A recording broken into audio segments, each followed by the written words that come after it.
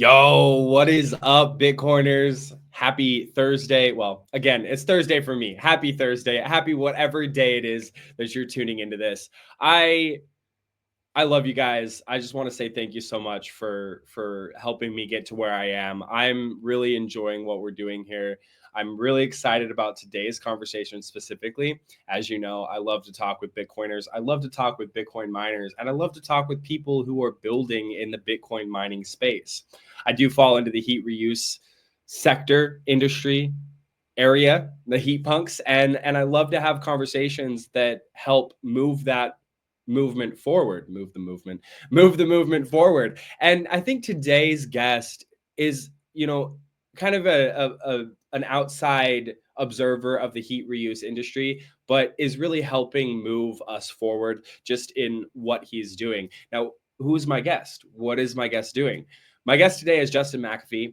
Justin is the creator and founder of Right One, a hardware manufacturing company revolutionizing the CPU cooling industry with the Right Fan, a high-performance modular cooling solution. Now you're wondering, Trevor, what does this have to do with heat reuse? What does this have to do with Bitcoin mining? Well, I think it obviously makes sense. CPU cooling, cool computer. Bitcoin miners are just computers, and we need a way to cool them. And the biggest issue with Bitcoin miners today, well, maybe not the biggest issue, but one of the biggest issues, especially that we face as heat punks, is the sound, is the noisy, obnoxious fans that come with our Bitcoin miners. And here's a little side note. They're expensive. Well, maybe expensive. When you've got a lot of miners, they're expensive to replace and they fail quite often. So what my guest has done is revolutionize the way that you look at your cooling solutions.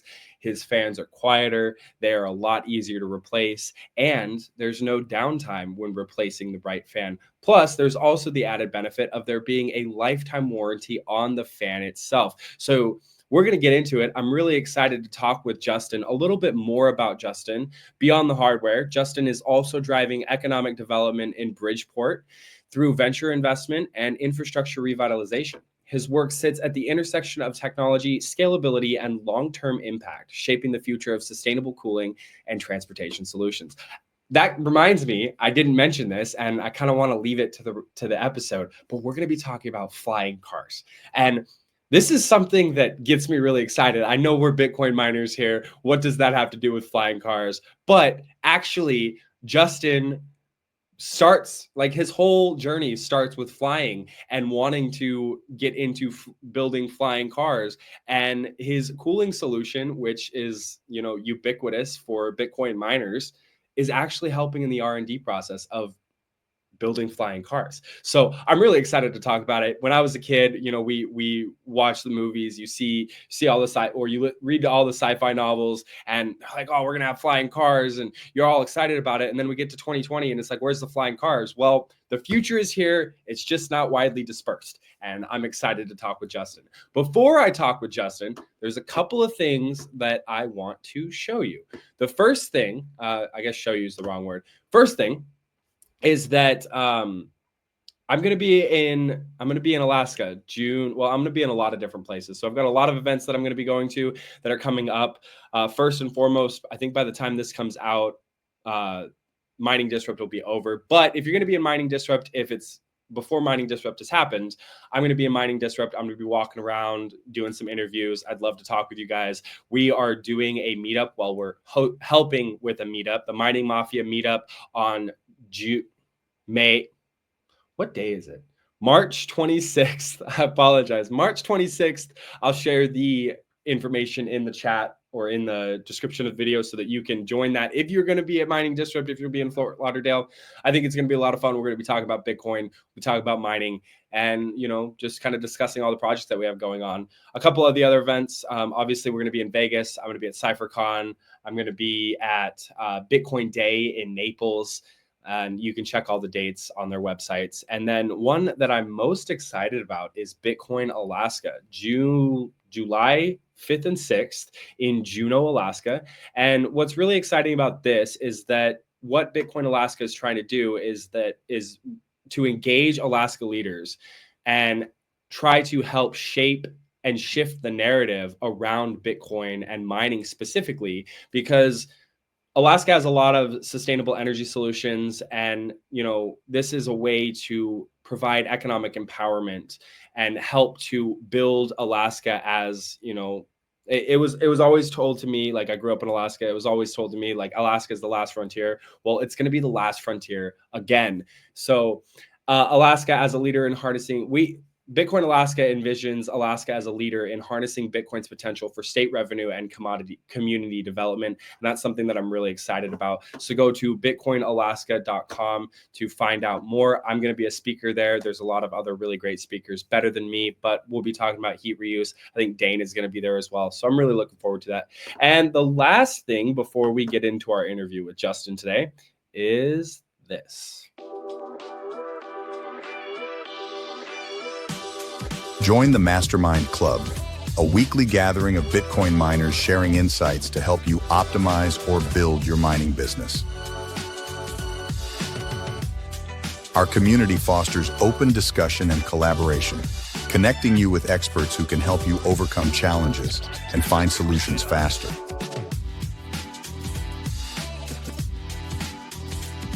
Every other week, we host the Mastermind Deep Dive, where industry leaders delve into the financial, operational, and optimization hurdles faced by miners like you. Brought to you by Bitcoin Mining World.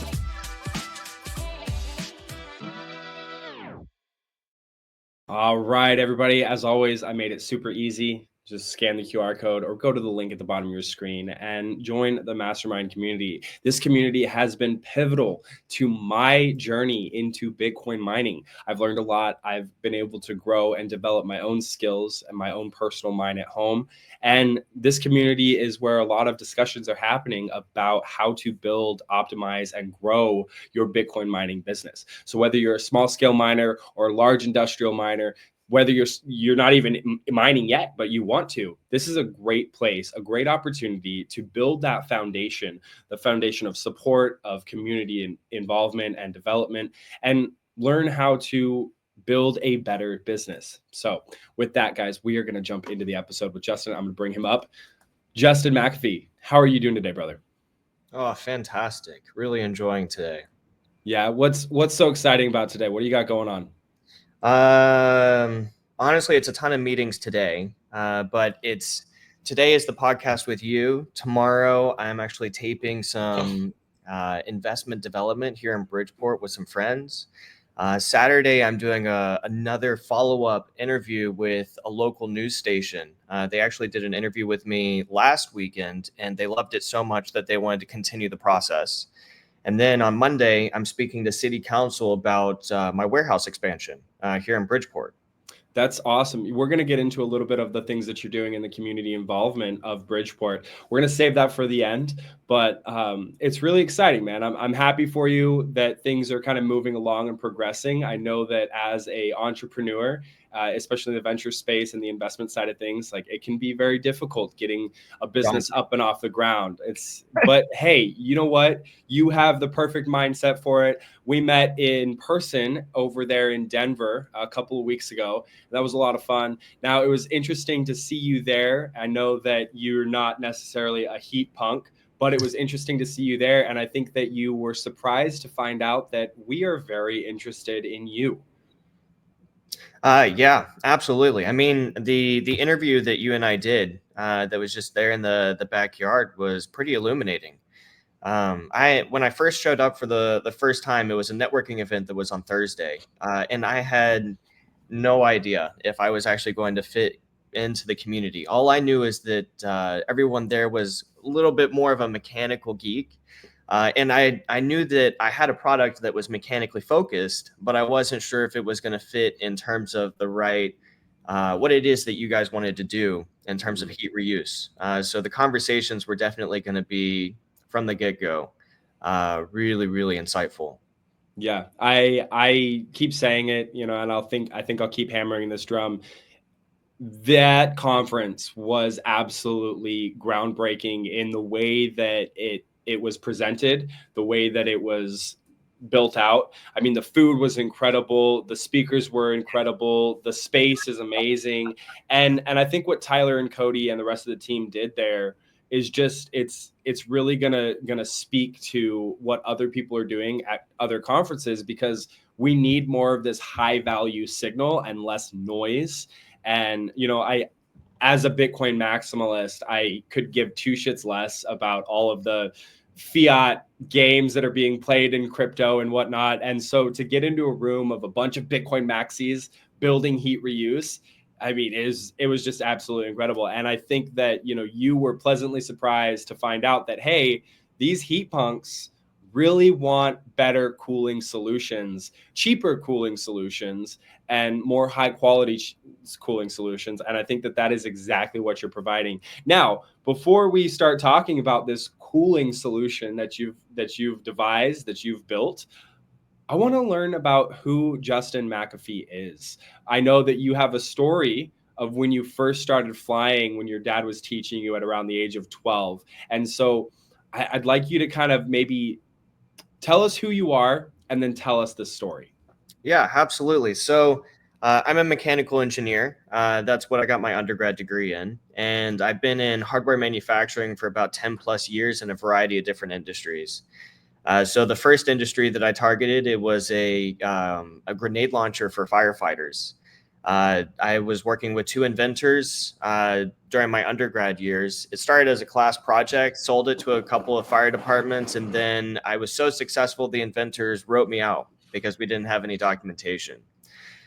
Then I moved into product engineering in the automotive sector, which is where a lot of the concepts that I'm actually going to talk about later today really originated. Was the same things that are being used in building vehicles that we see on roads today. And at the age of 12, I started flying with my dad, actually. So my dad and I, it's just something that we bonded over ever since. So the first airplane that he purchased was a Piper Aztec. The serial number for the aircraft is 54259. He and I still reminisce over those days of that airplane. We've had a few different aircraft since then, but the first one, that one has been our favorite through and through. So at the age of 12, my dad and I, we went up flying. It was a Sunday afternoon. We were living in Houston, Texas at the time. And he goes, "Hey, why don't you go ahead and fly the aircraft?" So I started flying the airplane. I was, getting a little disoriented, and we started to do a turn. And as I was doing the turn, I actually made it a little bit more steeper, steeper, steeper, steeper. And my dad and I got distracted because we were looking outside. And we started to, we didn't put ourselves into a spin, but we started to actually lose altitude at a faster rate than what we thought we were losing. And so we actually had to pull up, and it was one of those moments where it was just, captivating, but at the same time, pretty. I was scared. I was definitely I can imagine. 12. But we landed the aircraft, everything was good, and then I got out, and I've just been captivated by aviation ever since. So now I think it's been 5 or 6 different scenarios where my life has actually flashed before my eyes in these particular instances, and I just still get an aircraft even today. Yeah, that's really interesting. You know, some people, they have one of these moments and they run away from it. They never want to experience it ever again. And then other people like yourself, they have one of these moments and they go, how can I feel this again, but add a few safety measures? You know, I think it's incredible. I personally, I have always had a dream of learning to fly. You know, when I was a kid, I've always loved airplanes, trains, and cars. And I don't know why. Maybe it's just like moving fast and being able to control the speed, or, you know, being in the air. I don't know. So I've always loved flying. I grew up in Alaska, as I kind of alluded to in the beginning of the episode. You know, and there's a lot of seaplanes. There's a lot of like Cessnas and like small bush planes. Yeah. And you would fly those from island to island. You'd go around and experience that. And it was always fun for me. I mean, my family hates flying, but I love it. And I have a dream of one day learning how to fly because I think it would be fun. So I just wanted to preface the whole episode with that because I think we're bonding a little bit here on the fact that like we both love flying. Maybe you a little bit more than me. You've taken it a few steps further because now you're designing and building flying cars. Well, maybe not the car portion, but the propulsion part of it. And so we're going to get into that. But before we do, tell us about Right One. Yeah, so Right One is a company that I started 4 years ago. It was actually a part of my application essay to get into the MBA program at Babson College. I was looking for a program that was going to help me start a company. I just didn't exactly know what it was going to be or what we were going to do. And so on the application essay, I actually named the company Right Flight. And afterwards, I took off flight from Right Flight and made it just Right Inc. And when I started to go through the legal process, it turns out that in Delaware, there's a company that's called The Right Foundation Inc. And so Delaware actually knocks off the and foundation, and it became Right Inc. So I had to choose a secondary word, and the secondary word that I chose was one. So it became Right One. And that's the inception. We are creating these fan products in a variety of different industries. We're starting with the CPU cooling fan, which we're going to talk about here in just a second. But our audacious goal is to deliver a novel electric propulsion system for flying cars. It's very reminiscent to a jet turbine, minus the combustion stage, so that we can actually provide a viable solution for decarbonizing aviation. Yeah, it's an ambitious goal. It's a lofty goal, but you're making it happen. And again, going back to what I said earlier is, people like yourself, people who have these ambitions, they need to take very important, very specific steps to make it happen. And it's a long journey. It's a journey of 1,000 miles, but you just take it one step at a time and you're going to get there. And what I think is really interesting about this is I had no idea before we started talking, I had no idea that flying cars actually existed, Justin. I did not know this. Okay. That euphemism, the future is here. It's just not widely dispersed or whatever. I guess it's true because apparently in New York City, they have flying cars. So the flying cars aren't exactly here in New York City just yet. They're actually launching them this year. So it's a flight path that's going from downtown Manhattan to JFK, and it's Joby Aviation. So Joby, Joby, has created this flight path and is starting to disperse it across the United States. So I actually reached out to Joby Aviation as well and said, hey, is it possible that we could do a flight path from Bridgeport to downtown Manhattan? And so now the city and there's a service that's actually at the local airport. They're called Atlantic Aviation. So Atlantic Aviation is nationally recognized, and Joby has been working with Atlantic for quite some time. So the process should be pretty seamless. Gosh, I just can't wait till like I have something in like I would love to be able to fly from my small town to like Eugene Airport in the time of in like 30 minutes. It'd be so much better than driving. We'll see if it ever happens. I do live in a small town, so it's unlikely to happen very soon. But we preface this episode talking about the fan and flying cars. And I want to like combine these two because, well, okay, actually, hold on. Circle back around. We got to talk about your Bitcoin orange pill moment. Yeah. So what's interesting is most people come into Bitcoin and then find a way to build a business within the Bitcoin space. And I think that you have kind of done the opposite. So tell us about your journey into Bitcoin. Yeah. So remember, I did my application essay for the flying car. So we were looking at actually building the entire vehicle. And then I started looking at the cost that it would take to get it certified with the FAA. And I was like, oh, we should probably pivot. So we pivoted over to focusing specifically on the propulsion system, which puts us into a very small class of companies, honestly. And so during that process, we started actually creating these prototypes, but still the certification process is called a type certification, where we have to actually register this new propulsion system with the FAA. So there's still a regulatory hurdle, and it's very expensive to actually make that happen. So we pivoted again. And remember, a fan is still a fan. Like air is moving through the fan in some way, shape, or form. And so that's what ended up happening. A friend of mine recommended, hey, you should look at data centers, because data centers use a ton of fans to actually cool their computational units. And that's how it kind of got birthed. Is I started looking at data centers. We were basically banging our heads against the wall, trying to figure out how to actually go into the supply chain, and we couldn't make it happen. So we pivoted again, and that was my orange pill moment with cryptocurrency.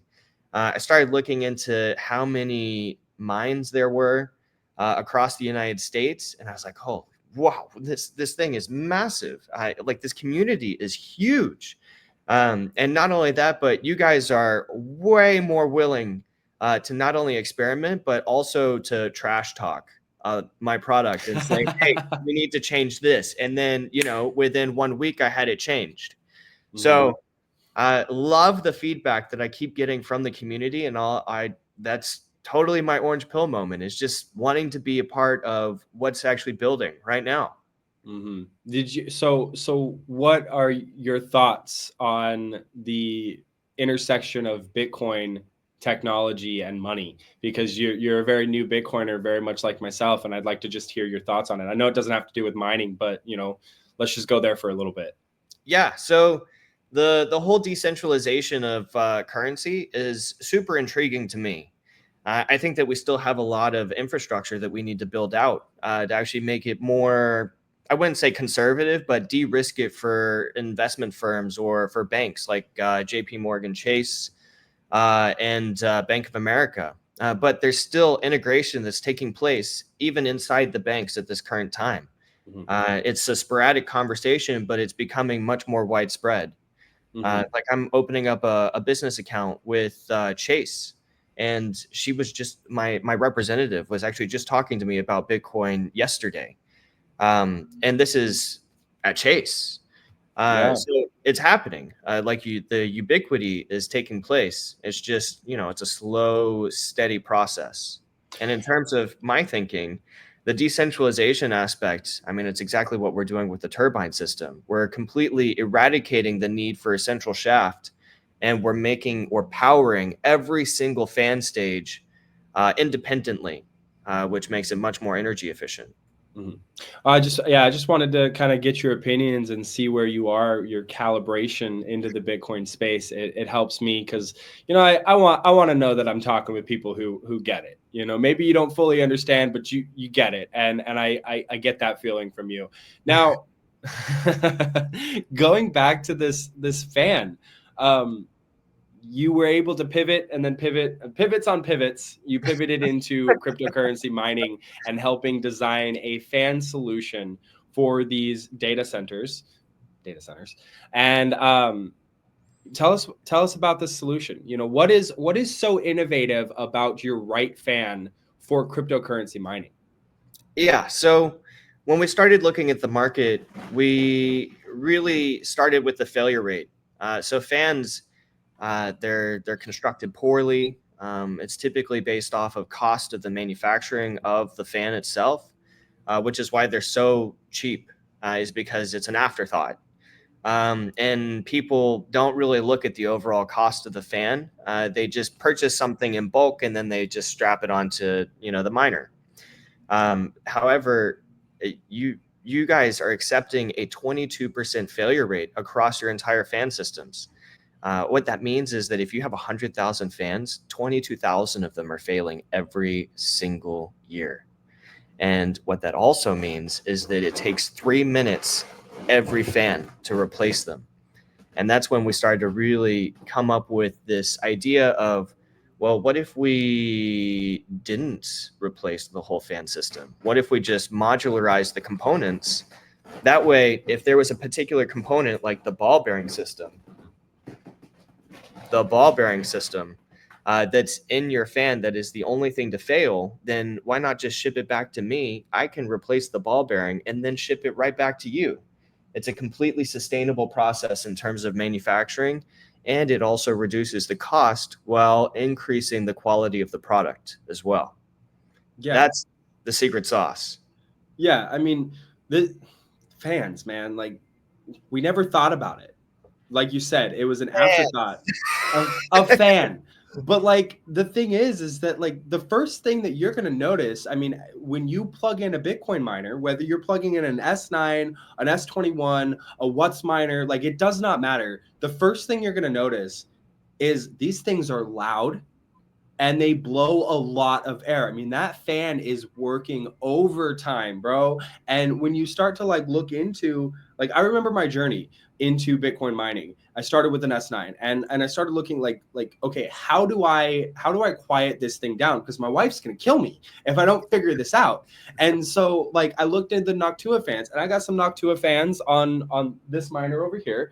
But the problem with Noctua fans is that they spin at a lower RPM and they push a lot less air. And that's how they're able to quiet down the fan, which becomes a problem because now you're not able to eke out as much efficiency because your chips are overheating. You really need to cool these things down. Like you need air pushing across this.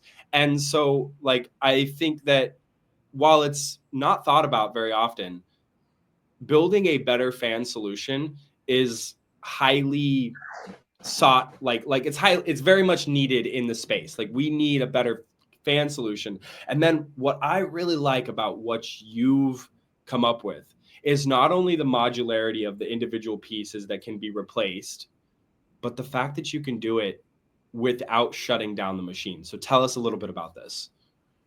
Yeah, so our zero downtime system is honestly just a power switch that's on the casing. So there's literally a button that you just press on the casing. It completely powers down the fan that you're actually replacing the modularity, or sorry, the modules with, or a ball bearing system or something else. But we have a bracket as well that helps with workers who are actually trying to replace the modules, making sure that their fingers don't actually get mangled in the process with the fan. But the power switch, you power off the current, you replace the module, and then you just power on the fan again without actually having to unplug the miner. That seems so simple. And I'm just like over here thinking about it, like why have we not thought about this? Like when you have one machine, it's whatever, turn it off. You've got a downtime of like 5 minutes, whatever.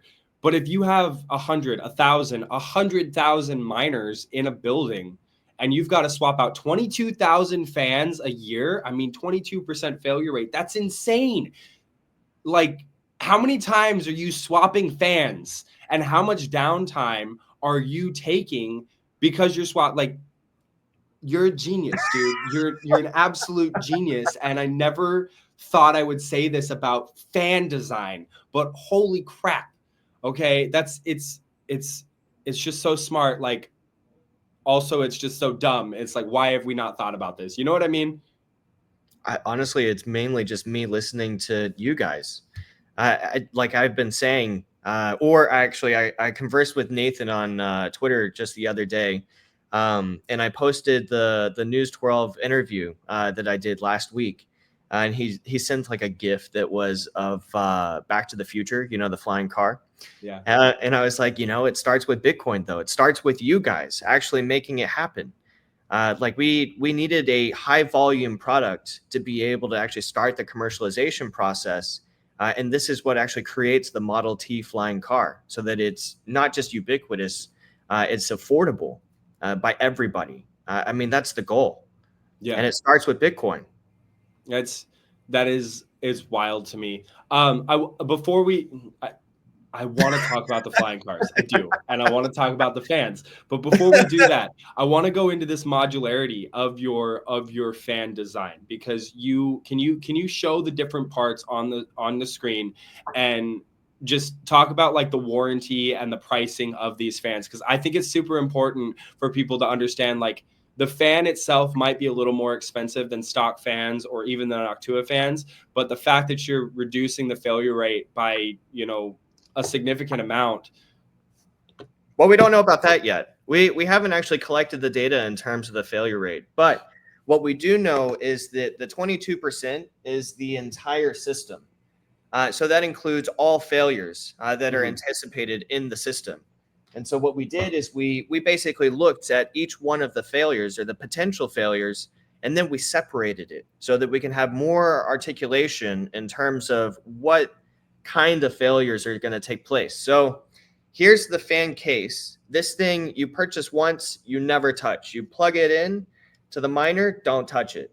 Like we don't want you to touch the fan casing. We don't want you to have to unscrew the 4 screws anymore. I know that that's actually been like the bane of all miners' lives is unscrewing these 4 screws. Yeah, we totally got rid of it. And so here's the stator for the electric motor system. What we've been finding is that on some of these stators, there's actually, I would say, like crispiness on the edge, and it actually destroys the PCB. So what we did is during our refurbishing process, we literally just pull off the PCB, keep the stator, and then resolder on a new PCB board, which is how we're able to actually keep it much more sustainable and sending it back to you guys so that you can keep on running. Here's the ball bearing system. This is typically the only component that fails majority of the time. So if you're running in very harsh environments, you know that a lot of the dust intrusion, or it could be salt corrosion, this is the component that fails the most frequently. And for us, it's also the component that is the easiest to replace. It takes less than 45 seconds to replace the ball bearing. And then the final module piece is the rotor system. So this is actually one of the simplest components. There's literally no moving parts or anything on this. So you shouldn't have to replace this component very often. In fact, if we're seeing blade chipping, we might actually change the material and then just start shipping it to you guys as part of the contract. So the way that we have this structured and the warranty that you're talking about, Trevor, is that we've got a product as a service. What that means is that when you subscribe to our contract, it's a 5-year contract with renewal. So you start with an initiation fee, and then afterwards, when you renew the contract, if you want to renew the contract, you don't have to pay the initiation fee again. You just renew the contract, and it's the same annual rate every single year, $5.30. We replace every component for free. You could send back a ball bearing system every day. We'll replace it as part of your contract. So this gives miners, whatever scale you're at, whether you're a single miner like myself, or you've got 100,000 of these machines, you have the materials on hand ready to replace so that you can get back up and running that day. I mean, within 5 minutes, it's not even 5 minutes. It would be like within a minute and 30 seconds. But with our power system, you don't even have to power off the miner anymore. Exactly. So you're not losing your uptime. You're maintaining constant uptime with the fan replacements. And then we just ship you the broken parts and you send us new parts. So we always have this cycle of new parts coming in, so that, maybe you still have a 22% failure rate, but you're reducing the cost, you're reducing the waste, and you're also increasing the uptime, which is, very, very important. We're all about sustainability. I think that, maybe not every Bitcoin miner is about sustainability, but we see all of this waste. This is the heat punk crew. Yeah, absolutely. We're all about reusing waste. We're all about, efficiency gains. And I think it's incredible what you're doing. What's really incredible about what you're doing is that this design, this modular fan system, is propelling you. See what I did there? Propelling you to build a fan system and the R&D process for flying cars. Tell us about this. Yeah, so this is where the novel concept really comes in. Like, remember, you were talking about the failure rate being 22%, and I was saying we don't really have the data to really understand what our failure rate is going to be across these modules. That's the benefit of the 5-year contract. So whenever we implement this 5-year contract, it's based off of you not sending back components. So if you're sending back like the ball bearing system every single day, then we start to look at what the failure is, and then we re-engineer it and then replace it inside of your same fan case. So it future-proofs itself because we can actually just improve the design over time based off of the data that you guys are actually giving to us. And at the same time, let's talk about how this particular system is getting implemented into the flying car. Yeah, let's do that. For aviation, the industry, you may have heard of Boeing and the news recently. I mean, No, I've never heard of Boeing. I know, like so they've been going through some quality struggles in terms of their manufacturing process. Really? No, I know. So one of the reasons why is because aviation is such a cyclical industry. You have these highs and then you have these lows. And so what that also means is that you've got employee churn. And through the employee churn, you're losing that brain drain, or you're basically having brain drain happening across an organization because it's not stable. And so through that, what ends up happening is you lose the talent, and then you really don't have that tacit insight, meaning that the quality of the product is actually decreasing over time because the guy that you just churned out in the last downturn or the last market recession is no longer working for Boeing, which is the reason. So when we start with a high volume product, we also decrease the cost per part, but we maintain the same amount of talent because we're putting this particular motor into a variety of different industries. Aviation is viewed as this exotic industry. I mean, Cessna 172 is the most successful airplane ever manufactured. Cessna only made 150 of them last year. 150 versus the automotive industry, they made over 10 million vehicles per brand. We're talking like the Detroit 3 and then also Tesla and a few others. Mm-hmm. The quality that they have in terms of the manufacturing process is based off of how many components you make. And so that drives the cost. So the more that you make, the lower the price and the more ubiquity. So that's what we're doing with our motor system as well. We're starting with drones, but we're copy pasting the electric motor system from our CPU cooling fan, which you guys are using, and putting it into drones at the very beginning as a way of reducing that cyclicality. And that's the secret sauce. No, go ahead. You can finish. Yeah. So we're just changing the way that people are looking at aviation. No longer is it an exotic industry. It's just an industry that you're manufacturing for. Mm-hmm. And you spoke earlier about the FFA and the certifications that you need in order to implement this design into flying cars. What's cool about this is all of this R&D, all of this work, all of this production and manufacturing, the proceeds from it are being rolled up so that you can pay for the certifications and actually build and design a sustainable product for propelling flying cars. Am I right? Yeah, that's correct. So the FAA certification process is really, it's strenuous. There's a document. It's called the Pilot Operating Handbook, or POH, and this POH, it has been all handwritten, not digitized. So what we did is we basically wrapped up our software system and all of this necessary information, which the FAA requires in terms of the certification, into a mobile application, and that's where our IP is in regards to the electric propulsion system. Just like you can actually choose weights at a gym, you can actually change the performance of your car on the fly. So what we do is we basically turn your F-150 into a Lamborghini just by hot swapping, module units of fan systems to create the design that you need for the mission parameters, whether it's lifting a piano onto the top of a building, or if you're just trying to fly across the country at very rapid speeds. You could do it. Yeah, man.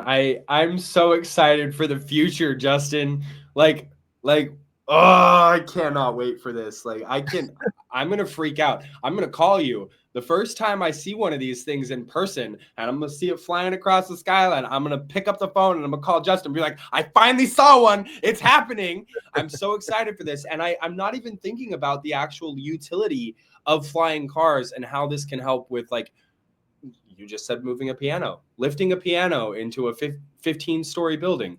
Like, that makes sense. It's there's so many things that just make sense. And you are doing this, and Bitcoiners are making this happen because we are helping with the R&D process. The future is amazing. I'm super stoked. I'm just freaking out over here, man. Like, my mind is going in 100 different directions, and I'm just really excited to see you do this, man.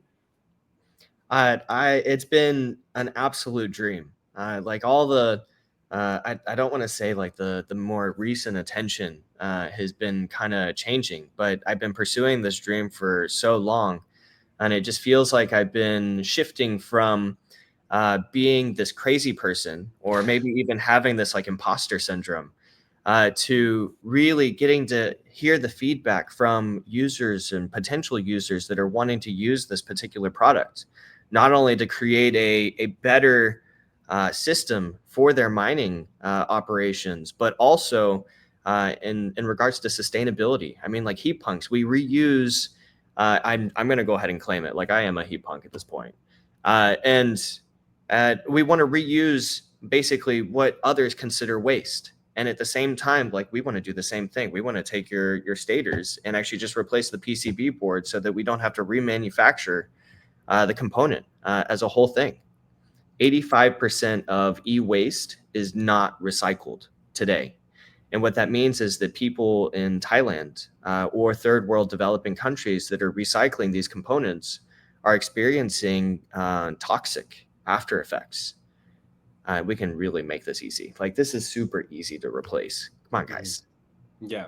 No, you're definitely one of us, Justin. You are absolutely a heat punk, and I can't wait to see where this goes. I mean, I talk with a lot of people. I talk with people doing methane mitigation, people like reusing the bourbon like the waste from bourbon, like, creation, and turning that into methane and creating Bitcoin with that. Like, I talk with so many people doing really cool things. I've talked with Dan Kaler from I'm forgetting the name of his company, but he's working on recycling tires and turning those into Bitcoin. Yeah. We are literally at the precipice of a new world where we look at waste in a completely different way, and we figure out how to actually recycle products so that we can build a sustainable future, a cleaner future, a healthier future for not just ourselves, but for all mankind. And that is something, like, we talk about, like, the future, and we talk about, what Bitcoin is doing to help make this happen. But if you really break it down, all people want is to live a healthier life, to not eat food that is making you sick, to not breathe air that is making you sick, to watch your children grow up happy and healthy, and, all these things. And I just love these conversations, man, because we're watching these stacks on stacks on stacks on stacks build up to create what is eventually going to lead us into this more sustainable future. And you are part of that, man. Like, so whether you're building a Bitcoin miner that reuses heat, which you're going to have to now, but whether you're doing it right now or not, you are a heat punk because you are here with the ethos, you are here with the vision. And, I'm grateful to know that you are on our side and helping to build more sustainable products. Absolutely. Hands down. So you mentioned it, and this is something that I want to talk about before we get into community: imposter syndrome. This is something that I don't think is talked about enough. Going back, I talked to a lot of people. I talked to people doing crazy things. I've talked with rocket scientists. I've talked with environmentalists. I've talked with Bitcoin developers, and I'm talking with, manufacturing guys, and, you're building a company, entrepreneurs. Imposter syndrome is something that we all face. We all, like, I maybe not all of us, but I feel like the ones that are modest, the ones that are really trying to build something incredible, the ones that are here for the right reasons, we feel this overarching, like, feeling of, like, maybe they're not going to like it. Maybe it's not good enough. Maybe I am not doing the right thing. I feel this all the time, and I'm just a guy in a room on a recording behind a camera, trying to spread awareness about Bitcoin and all the really cool things that are happening in Bitcoin. And I have people tell me, "Oh, Trevor, like, I really appreciate what you're doing. I love the podcast." And I'm like, "That's awesome." And they're like, you're just so amazing. And I'm like, "I don't feel that, but thank you." Thank you. So just tell me about your experiences with this, man. Yeah. So remember, I did my application essay to my MBA program, and it was during the height of COVID. So the way that they introduced us to our classmates, they asked us to create a video of ourselves. So it had to be about 2 minutes, basically pitching ourselves to the rest of the class. And so again, I pitched the flying car concept. It just so happens that I knew a filmographer who's professional. So I used my cameras as a way of actually filming this content and made it into a completely professional video. So on campus for the first, I think it was like 3 or 4 months, I was the flying car guy. And it felt great. And at the same time, it felt slightly mocking because I didn't have anything that was tangible to be able to show to people. And I think that that's where the imposter syndrome really kind of takes root. And you start to, think about this daunting process. Like if you're thinking about a hardware product and you're trying to commercialize it, you got to go through the prototyping stage, and you have no idea how long that's going to take. For me, it took 3 years. And then after that, you actually have to work towards getting a contract relationship. Well, it's a contract manufacturing relationship where you start really ramping up your production. That's also expensive. And then you got to think about IP. That's also expensive. And all of this it's invigorating and it's daunting all at the same time. Yeah, I can imagine. I mean, I'm not doing anything near what you're doing, but it almost feels like there's people counting on you to deliver something that you almost feel inadequate to be the one to deliver it. But you know that it needs to be done. So you just kind of keep hammering away. And eventually, like maybe eventually this goes away, maybe it doesn't. But, I think at the end of the day, as long as you're serving your community, you're, staying true to who you are and authentically yourself, I think that it doesn't really matter. Maybe a little bit of imposter syndrome is good for the soul. I don't know. Maybe I'm onto something there. I'm not quite sure. But everybody who I view as successful, who I, talk to, and I'm like, "You're doing incredible things," they have this feeling of like, I don't know if I'm the guy, but I'm here. So like, I've got a hammer, I've got nails. I don't know if I'm the guy to put your wall up, but I'll do it. I have the tools. I have the tools. So I want to shift gears. Community and collaboration is so important, especially in the heat punk space, in the industry that we're in Bitcoin as a whole. I mean, we wouldn't be where we are today as like Bitcoiners, as heat reuse, as miners, if it wasn't for the community that's being built on top of this. We're all trying to come together and make something beautiful and sharing our own personal experiences in trying to make that happen. And you are leading up a community effort in your community of Bridgeport. And this is specifically tailored for hardware entrepreneurs. So tell us a little bit about the community effort that you're putting together. Yeah, so Bridgeport is really known for manufacturing. The history that the locals actually tell me is that Hitler actually had Bridgeport as the #3 target list because of our capability in terms of manufacturing. But in the recent decades, one company in particular actually moved out of Bridgeport, and it was GE. So during the downfall of GE, when it left, a lot of people left with GE. And so I wouldn't say that Bridgeport is a ghost town. It's actually the largest city that's here in Connecticut. But a lot of the manufacturing capability has actually shifted outside of the city limits of Bridgeport, which is why I'm trying to bring it back. And so through doing that, I started the hardware meetup, and it's every month. So on the second Tuesday of every single month from 6:30 to 9:30, it's the same address here in Bridgeport. We meet, we have free pizza and beer, and it's just socialization, talking about what it is that you're working on and how we can help. When I say we, I mean everybody has this sense of community, kind of like heat punks. I have this particular solution. I'd love to collaborate with you. Like a perfect instance is the reason why I got actually turned on to Undermine in Denver was through Ryan Ramager with Cryobite and his direct-to-chip liquid cooling solution. He was wanting to actually look into what a collaboration could be like with the right fan and his particular system. And then through those conversations, he was just like, why don't you actually come to this conference and be my guest? And I'd love to, introduce you to some others. And Trevor, that's how you and I met. Mm-hmm.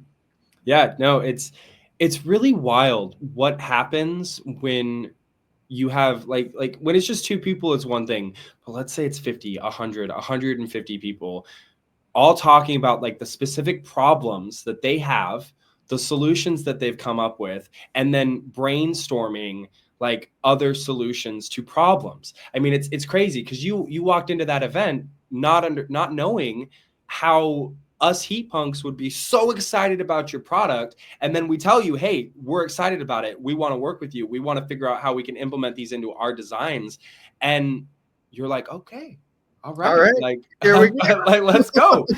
But this happens in other places too. Like, I can only imagine that building a hardware company, no matter what kind of hardware you're building, whether you're building fans, whether you're building CPUs, whether you're building cars, like I can only imagine that it's a huge hurdle to think about all the different things that can go wrong and the ways that you have to fix it. And so if you're one person, I mean, your brain cannot hold all of that information and figure it out by yourself. And that's why we need community. And it's one reason why open source development is so important, because you have this widespread community. But what you're doing is more of a personal, like, sourcing of, yeah, there you go. How is this kind of contributing to what you're doing? So right now we're manufacturing in China, and I don't, again, keeping up with the news, the tariff costs are what's really wild about this manufacturing process. So we're working with a contract manufacturer. I love my supplier. He is incredible in terms of working together. And so one of the things that we're looking at is there any other option in terms of manufacturing? Can we manufacture in a different country? And so that's what we're exploring right now before we officially launch the product. But we're officially launching this product this year. So you can actually purchase it today and then have it shipped to you by July, my birthday. I'm actually setting the date as my birthday, July 2nd. It's a good date. Happy birthday, Justin. No, Thank you. This is awesome, and this is all driven through community, trying to figure out solutions to these problems. Absolutely. Yeah. And whenever one of my mentors, actually from my MBA program, she was saying, I don't know anything about flying cars. You can't just ask me these questions and expect me to actually provide really good sound advice because I'm just not in the space. And so it's the same thing. There are people that are in the space, and then there are people that are not in the space. Find the ones that are in the space, but also find the ones that aren't in the space, because the ones that aren't in the space will give you the most insightful critiques, but the ones who are in the space will tell you what's already been done and why they did it. Mm-hmm. It makes a lot of sense. I'm really excited to see where you go with this, Justin. I'm gonna keep up with Right One. I'm gonna keep up with you because, like I said, man, I want to see flying cars. I want to be in a flying car. Like I want a flying car, and you're working actively to make this like affordable, sustainable, and make this dream a reality. So, thank you for everything that you're doing. I appreciate your time today. Before I let you go, I have one thing that we have to talk about. What does Bitcoin mean to you, my friend? Bitcoin means decentralization. Bitcoin means security through the decentralization. And like again, you were saying that I walked in not knowing anything. I still don't know anything in terms of Bitcoin and what it actually means. But that doesn't mean that I can't see the vision and where we're headed. Yeah. Well, I mean, as I said earlier, every journey starts with the first step. And you've taken that first step and you see where it's going. And so it's not hard to get from where you are right now to full-blown maxi status. I can see this happening within like the span of like 2 years. It just takes time, educate yourself every day a little bit here and there, but also because you're actively playing a part in the manufacturing process and the design of some of our builds. I mean, that might your journey might be amplified a little bit, sped up. You're gonna have the really condensed version because you're in a room with all of us and we're like, no, Justin, we needed to do this. We need this to happen. You need to work harder. You're not working hard enough. Well, I can only deal with the shipping times so much. I get it. Well, that's why you need flying cars, man. You need to build these flying cars so that you can ship us these fan units so that we can build our machines faster. It's all a virtuous cycle. Absolutely. Awesome. Well, brother, I'm going to share your website that you've got right here, rightfan.com. If anybody wants to get a hold of you, they can reach out to you there, correct? Absolutely. Yes. Okay. And you can actually order the fans on the website and they will get delivered by July. I can bet you that. All right. All right. Well, I'm going to have some fans in my studio. We're going to upgrade the fan system on this Loki rig. I've done a couple of videos on it, but we're going to do your fan system because I want to test it out. I want to see how well it works for me and my personal needs, because I was going to go with the Noctua fans, but I mean, if I can eke out more performance and also like have the modularity and the warranty, like that just makes sense to me. And so, really, I'm so grateful for you showing up today and for talking about this. This is something that I'm really excited about, and I thank you for all your time and effort and what you're doing for the Heat Punks and for Bitcoin. Thank you. Thank you so much. Yeah. Well, Justin, we'll see you around. All right. Cheers. Take care, everybody.